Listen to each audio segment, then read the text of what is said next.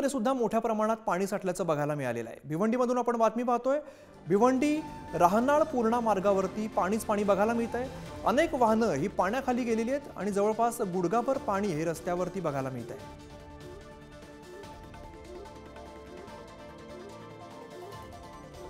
तर मुसळधार पावसामुळे भिवंडीमधली आपण दृश्य पाहतो, त्या ठिकाणी मोठ्या प्रमाणात पाणी साठल्याचं बघायला मिळतंय। भिवंडीमध्ये पूर्णा मार्गावरती पाणीच पाणी झालेलं आहे आणि अनेक वाहनं ही पाण्याखाली गेलेली आहेत।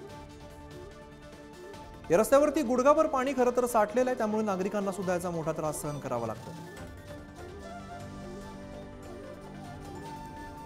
भिवंडीमधली दृश्य आहेत। भिवंडीमध्ये मोठ्या प्रमाणात पाऊस झाला आणि या पावसानंतर हे सगळं पाणी रस्त्यावरती साठलेलं आहे। अनेक दुकानांमध्ये आणि घरांमध्ये सुद्धा हे पाणी शिरल्याची बातमी समोर येते। मोनिश गायकवाड आमचे प्रतिनिधी अधिकची माहिती देत आहेत। भिवंडीमध्ये मोठ्या प्रमाणात पाऊस झाला आणि त्यानंतर अनेक ठिकाणी पाणी गेलेलं आहे। सध्याची काय परिस्थिती आहे? सकाळपासून संततधार सुरू असलेल्या मुसळधार पावसाने दुपारनंतर मुसळधार पावसाला सुरुवात झाली।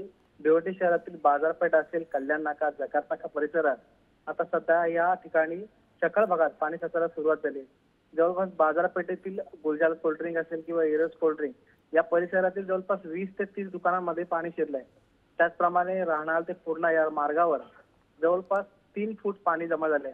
अनेक प्रवाशांना या ठिकाणी मोठा सामना करावा लागतोय, कारण की अनेक गाड्या या पाण्यामध्ये बंद पडत आहेत। निश्चित मोनिश, धन्यवाद या सगळ्या सविस्तर माहितीसाठी।